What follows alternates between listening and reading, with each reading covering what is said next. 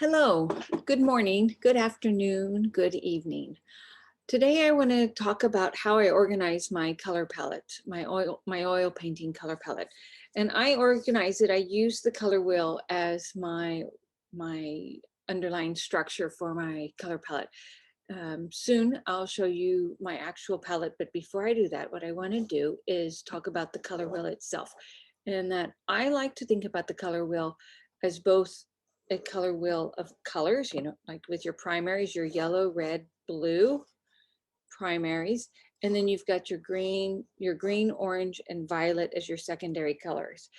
And that I also like to think about my color palette as being something that is the color wheel is also based on my value gradient. In that my yellow is always going to be kind of the lightest local color that is on the color wheel. And then as it goes down and around the color wheel, the values get darker. So with violet being like the deepest, darkest local color. And this is like at full saturation. Now, of course, you can get a violet to be very, very light in its value if you tint it with a white.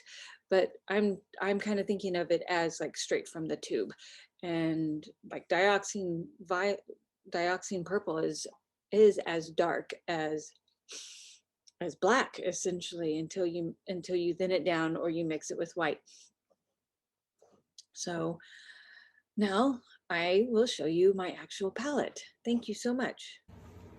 I use a Masterson Stay Wet palette keeper, and it's like a big Tupperware, and inside of this palette holder is a glass palette that has a middle gray background. And to clean it up, I use a plastic scraper. You don't want to use a metal scraper, because I don't know if you can see in the video, but I have a couple of really long scratches. Because it turns out this glass is not tempered, so it scratches very easily. So a plastic scraper is what you need. And what I want to talk about is the way I organize my paint palette. I am a full color palette artist, so I keep my palette the same way, and I keep a lot of colors out at all times. I also like to think of my palette as an exploded color wheel, where this corner, my apex of the corner, is the apex of my color wheel. And the lemon yellow, cadmium lemon yellow, is my apex. It's my coolest, most lightest value color on my color wheel, on my color palette. And then I go down towards my reds, down the short side, and then from the apex of the yellow all the way down to my purples, my violets, and this is where my violets end. So I have, and then from here over are my earth tones that I use, like raw, I have space for raw umber, space for burnt umber, and my ivory black. Now I do have earth tones, what are traditional earth tones: yellow ochre, raw sienna, and burnt sienna, or transparent red oxide, depending on what manufacturer you're using. However, I have them incorporated into my color wheel because I use them as colors. I use my yellow ochre as a mixing yellow, a desaturated yellow.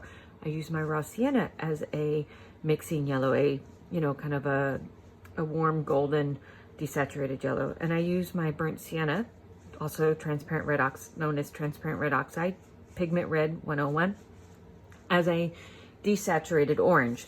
And so as a result of that, this is my desaturated yellow and desaturated orange. It fits within how I perceive of my color palette. And then down this edge, I have space for medium. So my Rublev Natural Pigments Venetian medium. And then this spot is for my oleo gel. Right now I don't have any oleo gel out. Then titanium white. And then I use lead white, like either Cremnitz white or like lead white #1. Williamsburg calls it flake white, essentially. And I use lead white predominantly as my white, as it is to me a better mixing white. And then this area right here on my palette is for my dirty whites. Lead white is an expensive pigment color, and so there are times when you don't need white to be pristinely white, but you still need white to like lighten a color mixture. So at the end of the day, I'll scrape my dirty whites and then create a pile there. So this is how I organize my palette. I'll go down quickly and just, speak about my pigments that I use. So I have cadmium lemon, cadmium yellow medium, cadmium yellow deep, yellow ochre, raw sienna, burnt sienna, cadmium orange, cad vermilion, or cad scarlet, depending on the manufacturer, cad red deep, permanent rose, and permanent crimson, or permanent alizarin crimson. PR 177, that's pigment red 177, instead of the true pigment of alizarin crimson, which is PR 83, because PR 83 is a fugitive color that will brown as it oxidizes.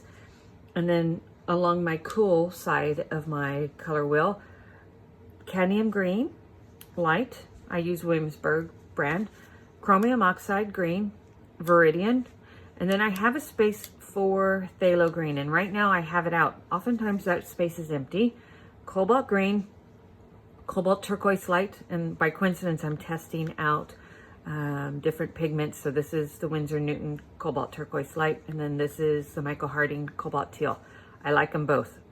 Michael Harding's just a smidge lighter in value spectrum, where the Winsor Newton cobalt turquoise light is my favorite.